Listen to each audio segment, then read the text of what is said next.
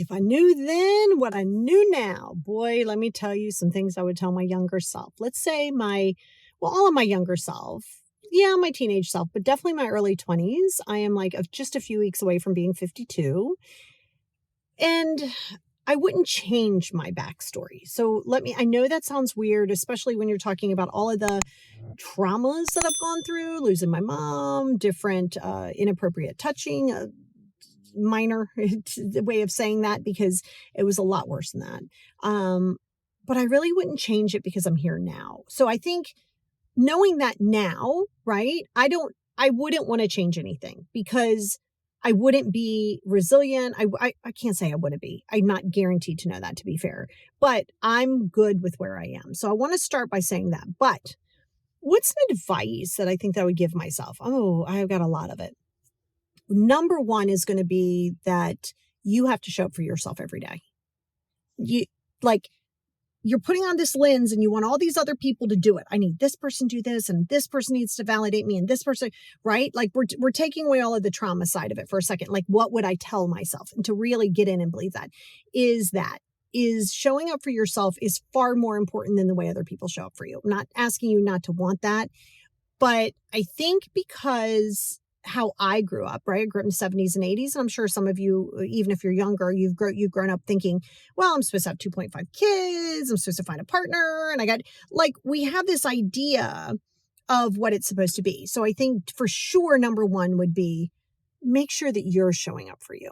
Make sure that you are being authentic to who you are, right? Because that has to be the foundation. Because for so long, I didn't know who I was, right? I was trying so hard to just be accepted, just be liked, find a place to fit in, just have a community, right? I tried so hard. And while those things are certain levels of importance, it is here to here versus you showing up for yourself.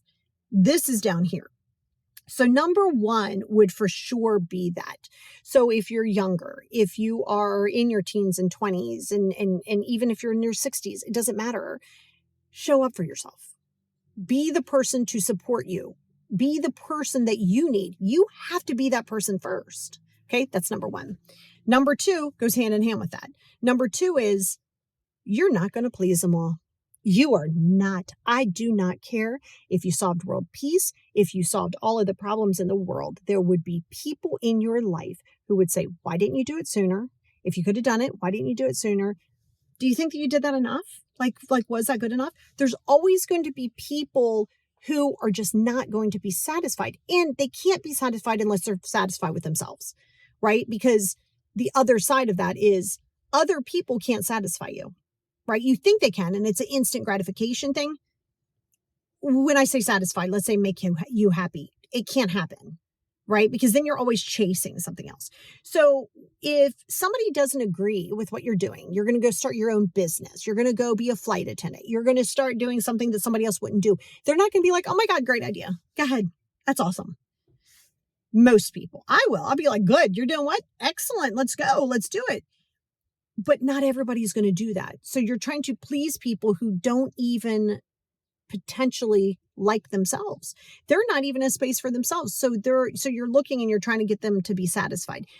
We know is insecure, right? We know that goes from trauma, insecurity. But number two would be stop people pleasing. Stop it. Going with number one, be authentic to who you are. Show up for yourself. Now, you're not purposefully hurting people, right? You don't purposefully go out and hurt. But if being you hurt somebody, that's their stuff to process. Okay? So I would make sure that that's what I'd be telling myself, And this goes hand in hand with that whole mom and dad want me to get married or they want me to have kids. I don't know if I want to have kids, but I feel pressure to have kids and I got to do this job. And oh my God. And then you throw society into it and then you're trying to please that too. Oh no, we're not doing that. So show up for yourself. And accept that number two, you're not going to please people, nor should you. And other people's job isn't to please you. Okay. So, because you'd have to have some tough love with yourself. You can't just be like, well, everybody's mean and everybody's this and this is going to, yeah, but you own your stuff. That would definitely be number three. Own your stuff and live it. Because when you're not owning your stuff, people will think that they have something over you. They will think like, oh, I got some secrets on you. Not if I hold them. Well, don't you feel bad? No, I don't have regrets. And I did some really bad things in my life. No, I don't have regrets because those regrets have turned to lessons. Regrets live there and stay regrets if you didn't learn the lesson. Regrets transition to lessons, and then you do better going forward, or you take the lessons in what you know. I mean, and that's what you have to understand, right? And so in combination with that, this goes back to showing up for yourself. In combination with that, yeah, you're going to make mistakes in life. Embrace that failure. Own your stuff. You did what you did and you said what you said. And you didn't have that knowledge then that you have now. So apologize if needed. One time, no need to go on an apology tour. We're not doing that. If someone feels the need to hold your past against you, they're going to continue to do so because that's manipulation. When people are holding a grudge, in many ways, it's a level of manipulation, not intentional, but it is there. So I would say if you're holding a grudge, it's going to be 3 and 4 together. If you're holding a grudge, you're the only one holding it. You're feeling salty. No. If you're not going to forgive, you're going to hold on to it. When you forgive, you're not permitting it. You're freeing yourself up from it. So own your stuff. That's number 3. Like, own your stuff. Yes, I did it. And don't be passive aggressive in it. Well, yeah, I did it. I did that, but you did blah, blah, blah to make me do that way. That is not an apology. Not an apology. If you say, I'm sorry, but everything before that, but is not valid anymore. Oh, I'm sorry I did this, but then you said this and you made me do this, but I'm really sorry. Don't do that. Don't do that. Own your stuff. Yeah, I did it. I'm really sorry I did that. And then if you're bothered by something that somebody did that you feel triggered you, address that later on. So I would say, hey, this is emotional maturity, because when I was younger, I did not have emotional maturity. A lot of people do not have emotional maturity, and it has nothing to do with age, right? So number 4, right? Number 3 is own your stuff. That's right. I did it. Number 4 is, wow. Okay. Wow. I'm really angry at that person. I'm really holding a grudge against that person.